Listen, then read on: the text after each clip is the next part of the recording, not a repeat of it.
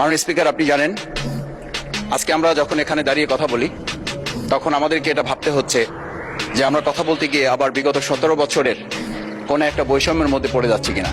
কিন্তু আমাদেরকে এটা ভাবতে হচ্ছে, আমরা যখন এখানে দাঁড়িয়ে কথা বলছি, আমাদের কথা বলার সময় শহীদ শরীফ ওসমান হাদি ইনসাফের পক্ষে কথা বলার সময় বলেছিল, আমার প্রতি যে জুলুম করবে আমি তার সাথেও ইনসাফ করতে চাই।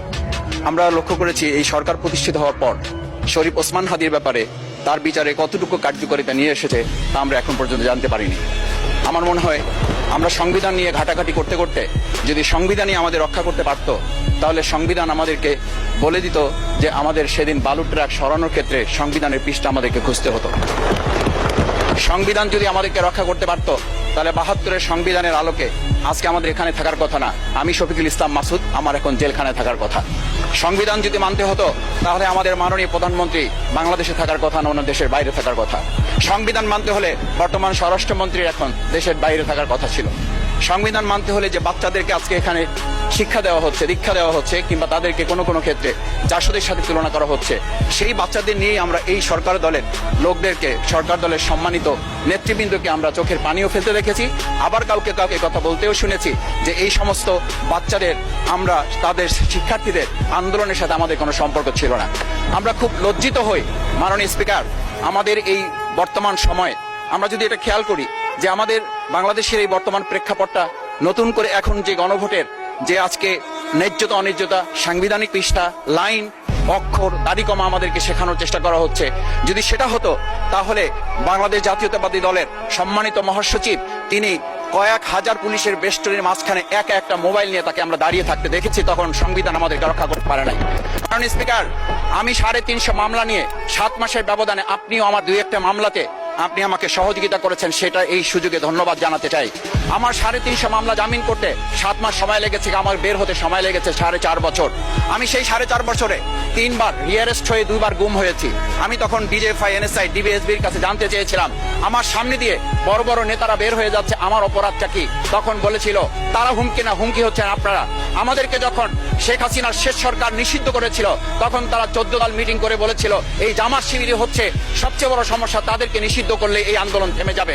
আজ একটা কথা পরিষ্কার বলতে চাই, এই গণবিপ্লব নিয়ে আমাদের মাথা ব্যথার মূল কারণ হচ্ছে এখানেই শেখ হাসিনা আমাদেরকে যথার্থ টার্গেটটা করেছিল। সেই টার্গেটের মূল লক্ষ্য ছিলাম আমরা।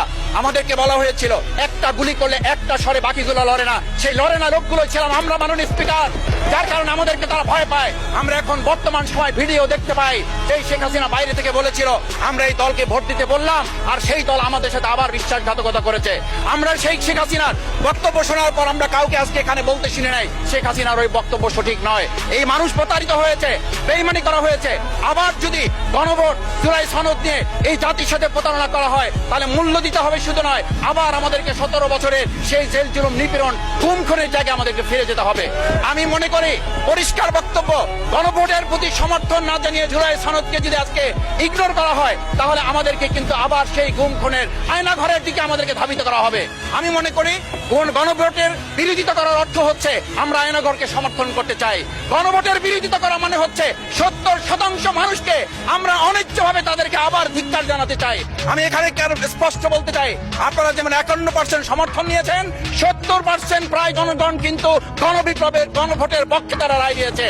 আপনাদের যে সেই 51%-এর তুলনায় সেই 70% প্রায় গণভোটকে যদি আপনারা ইগনোর করেন, তাহলে আমি বলবো আমার বাউফল, আমার পটুয়াখালী শুধু নয়, গোটা বাংলাদেশ আবার জেগে উঠে গণভোটকে তারা কার্যকর করবে। আমি পরিষ্কার এই কথাটা এই জন্য বলছি, আজকে সংবিধানের লাইন ধরে ধরে যদি আমাদেরকে এই কথা জানতে হতো, তাহলে আমাদের নেতৃবৃন্দকে ফাঁসির মঞ্চে যেতে হতো না।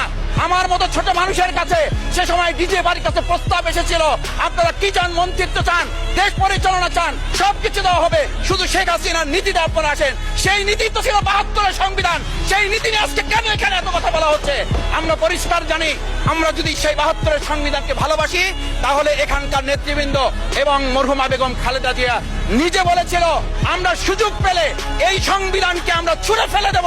সেই সংবিধানের প্রতি আজকে বর্তমান সরকারি দলের কেন এত প্রেম জাগ্রত হয়েছে, এটা বাংলাদেশের মানুষের জানার অধিকার আছে। আমি আমার প্রিয় বাউফলের মানুষের প্রতি ভালোবাসা, শ্রদ্ধা জানাই। যেই বাউফলবাসী আমার দাবি আদায়ের জন্য, আমার এলাকার মানুষের অধিকার আদায়ের জন্য এখানে দিয়েছে,